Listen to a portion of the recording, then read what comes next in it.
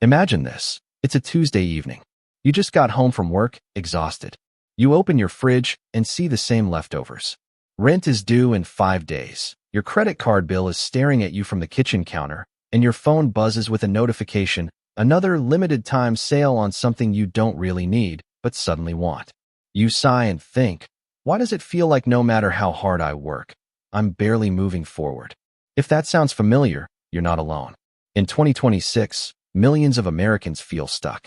Wages have gone up on paper, but the feeling of getting ahead? It's slipping away. Today, we're diving into why so many people are staying poor, not because they're lazy, but because of invisible traps in how we think about money. And more importantly, how you can break free. Stick around, because this one might just change how you see every dollar in your pocket. Let's start with a story that hits close to home for a lot of us. Meet Alex, 28 years old, solid job in marketing, makes about $65,000 a year. Decent salary, right? Back in his parents' day, that kind of money meant a house, a car, vacations, and some savings left over. Alex has a nice apartment, a reliable car, and $28,000 in credit card debt plus student loans. He eats out 3 times a week because cooking feels like too much after a long day. Every raise he gets disappears into slightly nicer clothes, a better phone plan, and treating himself. Sound familiar? Alex isn't failing at life. He's doing what most of us do. But he's stuck in what I call the modern money illusion. Here's the common belief that's keeping people broke. If I just earn more, everything will fix itself. We chase the next promotion, the side hustle, the better job. And yeah, income matters. But in 2026, with housing costs through the roof, groceries that feel like they tripled overnight, and healthcare that can wipe out a savings account with one bad month, more money alone isn't the full answer. The real problem is deeper. It's how our brains are wired for money in today's world. Let me break it down simply. Your brain has 2 main modes when it comes to money: survival mode and thriving mode. Most people are stuck in survival mode without realizing it. In survival mode, you focus on immediate relief, paying this month's bills, grabbing quick comfort food, scrolling Instagram, and seeing everyone's perfect life. That dopamine hit from buying something new or eating out feels like a reward, but it's actually digging the hole deeper. Psychologists call this present bias. We value money and pleasure right now way more than future security. It's why someone making $50,000 can feel as stressed as someone making $30,000 a few years ago. The goalposts move because our lifestyle quietly inflates to match whatever we earn. Think of it like this. Money is like a river. If you don't build proper banks, good habits and systems, the water just flows right through your fingers. Most Americans have leaky banks. Let's look at some real numbers that paint the picture in 2026. A huge percentage of people are living paycheck to paycheck. Many have more credit card debt than emergency savings. Housing, especially rent or mortgage, eats up 40% or more of income for tons of folks. And those invisible costs, streaming subscriptions, daily coffees, impulse buys on apps, they add up to thousands every year. But here's where psychology kicks in hard. It's not just the costs. It's the stories we tell ourselves about money. Some people grew up hearing, money is the root of all evil, or rich people are greedy. Others saw their parents struggle and internalized, we'll never get ahead. Or the opposite trap. YOLO, live for today because tomorrow isn't promised. These mental scripts run in the background, influencing every decision. I remember talking to a viewer once who said, I deserve this vacation because I worked so hard this year. Totally valid feeling. But when that becomes the default response to any stress, retail therapy, eating out, upgrading gadgets, you're trading future freedom for temporary comfort. That's the hidden tax on your wealth.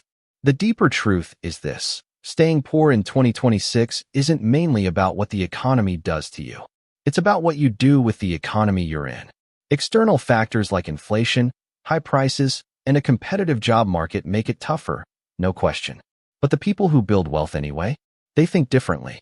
They play a different game. Let's talk about the psychology of wealth building. Rich people, and I don't mean billionaires, I mean people who are financially secure, treat money as a tool, not a feeling. They delay gratification. They understand that every dollar has a job. Here's a simple metaphor. Imagine 2 farmers. Both get the same amount of seeds, your income. Farmer A plants a few seeds and eats the rest because it feels good today. Farmer bee plants most of them, lives a bit leaner this season, and next year has a huge harvest. Year after year, Farmer B's farm grows exponentially while Farmer A stays scraping by. That's compound interest in action, but also compound habits. Small choices today create massive differences over time. One of the biggest reasons Americans stay poor is lifestyle creep. You get a raise. Suddenly your car payment goes up, your rent feels too low, so you move to a nicer place. Your vacations get fancier. Your expenses rise to meet your income. Net result? Still broke, just with nicer stuff. Another trap, comparing yourself to others. Social media shows highlight reels. You see friends buying houses, traveling, driving new cars. Your brain thinks, I need that too. But you don't see their debt, their stress, or the sacrifices they might be making or not making. Comparison is the thief of financial joy. Then there's the debt cycle. Credit cards make it so easy. Buy now, pay whenever. That $7 latte doesn't feel like much, but at 20% plus interest, it becomes a chain. Debt payments become another monthly expense that steals from your future self. And let's not forget financial literacy. A shocking number of people don't understand how interest really works, or how investing even a little bit consistently can change everything. Schools rarely teach this stuff, so we learn by trial and error, mostly error. So what's the core insight here? Wealth isn't about how much you make. It's about the gap between what you make and what you spend, and what you do with that gap. It's about behavior and mindset more than circumstances. The people getting ahead in 2026 are the ones who live below their means even when it feels uncomfortable. Automate their savings and investments so they don't have to think about it. Build emergency funds to stop the panic cycles. Invest in assets that grow over time instead of just consuming. Reframe money as freedom, not stuff. Practical takeaways you can start today. First, track every dollar for 1 month. No judgment, just awareness. You'll be shocked where it's going. Second, pay yourself first. As soon as you get paid, move 10 to 20% or whatever you can into savings or investments automatically. Treat it like a non-negotiable bill. Third, tackle high-interest debt aggressively. Use the snowball or avalanche method. Pick one and crush it. The psychological win of paying off a card is huge. Fourth, learn the power of small habits. Skip one takeout meal a week and invest that money. Cut one subscription. Over a year, it adds up. Over 10 years, life-changing. Fifth, shift your environment. Follow accounts that teach money psychology. Read simple books like The Psychology of Money. Surround yourself with people who talk about growth, not just spending. Finally, ask yourself a powerful question every time you're about to spend. Is this moving me closer to freedom or keeping me stuck? Look, 2026 is tough for a lot of reasons. Prices are sticky. Opportunities feel uneven. But history shows that people who master their mindset and habits thrive even in challenging times. The American dream isn't dead, it's just evolved. It now belongs to those who understand how money and behavior really work. You don't need to be perfect. You just need to be consistent and curious. Start small. One better decision today, then another tomorrow.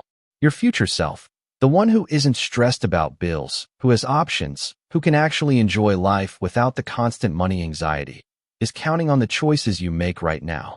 If this video hit home, drop a like and comment below. What's one money habit you're going to change this week? I read every comment. And if you're new here, hit subscribe and turn on notifications because we're breaking down these exact topics every week. Simple, real, and actionable. Thanks for watching. You've got this. Now go make your money work for you, instead of the other way around. I'll see you in the next one.